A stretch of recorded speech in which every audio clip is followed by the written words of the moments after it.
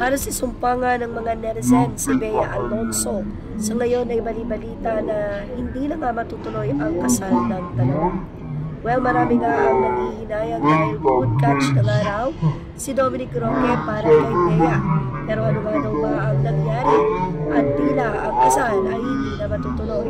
Lalo-lalo na nang ma-interview again si Bea Alonso at tanungin kung totoo ba na gusto nila itong magka-baby matapos ang kasal nila. Pero sinabi ni Bea na walang katotohanan iyon at ang acting ang kanyang first ever, kumbaga ay first love. Well, narito po ang buong update. You are now watching Showbiz Love, your daily showbiz update.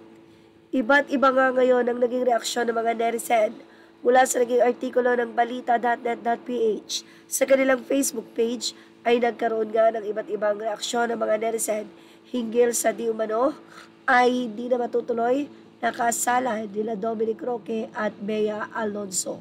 Ito'y matapos nga na walang ibang sabihin itong si Bea Alonso sa mga tanong sa kanya about sa wedding, kundi walang sagot. Ibig sabihin ay wala nga maibigay na update si Bea. Wala pang plano. Yan ang sinasabi ni Bea Alonso. Kahit na nga kamakailan lamang ay nagbigay ng ibang detalye si Dominic Roque sa kanilang na wedding na ayon sa kanya ay tila sa ibang bansa ito gaganapin. At isa si Catherine definitely ay magiging kumbida. Pero ito ay pinabulaanan ni Bea Alonso na di pangalan ni Dominic Roque ay hindi mabanggit nito. Ilan sa mga palatandaan na wala na nga ang dalawa ay ang pagpapagupit ng buhok ni Bea Alonso at pagpapaiba ng kulay nito na ngayon ay tila sinasabi ng mga netizen na every time na makikipag-break si Bea Alonso or magkakaroon ng problema ang kanyang relasyon ay nagpapaputol nga ito ng buhok. Anyway, sa Instagram naman ni Dominic Roque, makikita mo na limitado ang mga comment. May pagkakataon pa na nag-off siya ng comment sa kanyang naging post. So ito ay mga indikasyon na nagkakalabuan na nga ang dalawa. Ilan sa mga naipangako ni Dominic Roque nung panahon na sila ay boyfriend and girlfriend pa ng ni Bea Alonso ay ang pagpupropose niya kapag siya talaga ay handa na.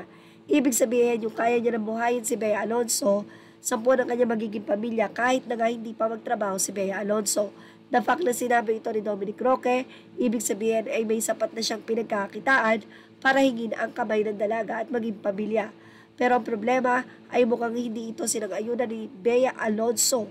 Isa pang dahilan kung bakit tila nagkakalabuan na nga ang relasyon ng dalawa at mukhang ang kasal ay hindi na matutuloy.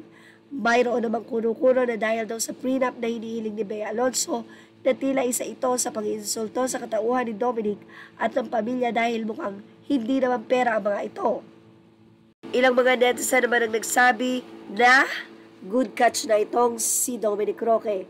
Kaya naman pag pinakawalan pa ni Bea Alonso si Dominic Roque ay tila wala na nga raw makikita pa ito na whole package or full package katulad ni Dom. Sabi nila kawawa naman si Bea, lagi nalang iniiwan. Baka true na toxic partner kasi si Tita Bea. Sa naman ang isa, baka daw na bad trip itong si Bea Alonso kay Dominic dahil bakit daw kailangan pang sabihin na hindi invited si Daniel at itong si Catherine ay invited. So ito ay ilan sa mga pakiwari ng mga netizen kung bakit tila nagkakalabuan nga ang relasyon ng dalawa. Sabi ng isa, siguro at least maaga pa na di na matuloy ang kasal kasi mas nakakapagsisi kung nakasal na tapos na-realize na nila na need pala nilang maghiwalay. Gagastos na naman sa annulment. So wala talagang forever, say naman ng isa. Samantala, sa latest episode naman ng Showbiz Now na naniniwala ang kolumnistang si Christopher Min na tila may wedding jitters lamang ang dalawa. Ayon sa kanya, doon sa Japan ay inilakpa ni Dominic Roque at Bea Alonso ang isang puso, ang isang padlock kung saan sa likod ay nakalagay ang kanilang wedding date. Kaya sa huli, ginit ni Christy ang nauna nilang hinala ni Romel na baka nga may wedding jitters lang talaga ang dalawa.